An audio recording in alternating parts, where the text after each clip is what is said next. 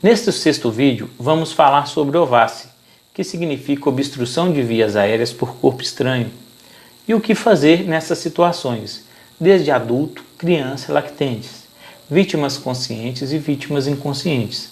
Entenderemos também que o OVACI ele pode ser total ou parcial.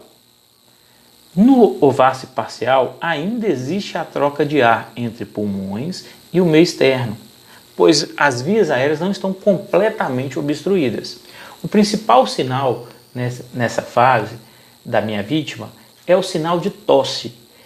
Essa tosse é insistente como um mecanismo de defesa do próprio organismo, que tenta a todo momento expulsar aquele objeto que está impedindo a passagem de ar, mesmo parcialmente.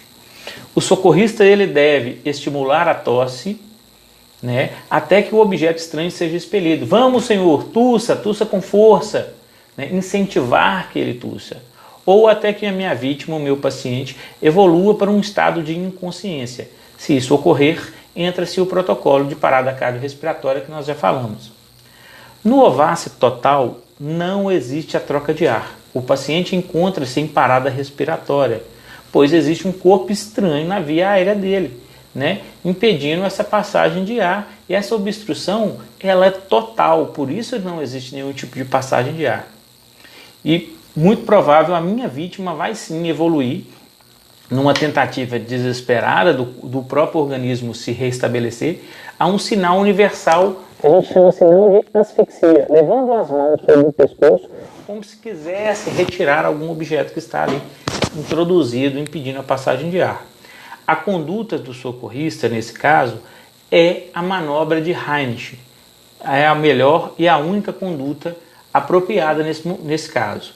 A manobra de Heinrich, o objetivo principal dela é criar, sim, uma tosse artificial, através de uma força manual feita na região abdominal da minha vítima, da região epigástrica, sentido ali o diafragma, forçando os pulmões para que crie-se um vácuo de dentro para fora, comprimindo os pulmões, e esse objeto, essa tosse artificial, possa expulsar esse objeto estranho.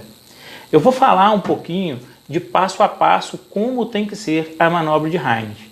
Primeira coisa sempre, gente, manter a calma.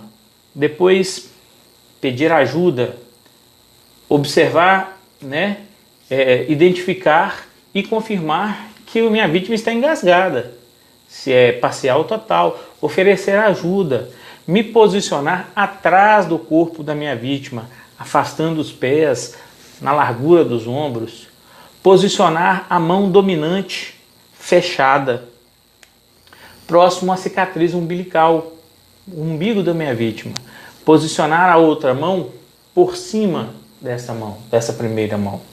Aplicar golpes fortes, a gente fala que são golpes em J, que são movimentos para dentro e para cima, só que o movimento é muito rápido, em direção ao diafragma da minha vítima. E repetir essas manobras, esses golpes, até que a minha vítima consiga expelir o corpo estranho ou que ela evolua para uma inconsciência. E nesse caso, novamente, vai entrar o protocolo de parada cardiorrespiratória, na qual nós já falamos dele. Existem algumas situações especiais que devem ser observadas, ok? A primeira são crianças, tem que ser observadas de acordo com o seu tamanho, Então o socorrista ele vai ter que se adaptar ao tamanho da sua vítima, se ajoelhar atrás da vítima para que ele possa fazer essas manobras. A segunda situação especial que é muito importante que temos que observar são grávidas e obesos. Nesses dois grupos, grávidas e obesos, compressões abdominais não podem ser possíveis devido ao risco de aborto, no caso da grávida, ok? E a própria circunferência abdominal da pessoa obesa. Por esse motivo, nesses casos, é indicado que essa manobra de Heinrich seja feita na região torácica, região intermamilar, ok?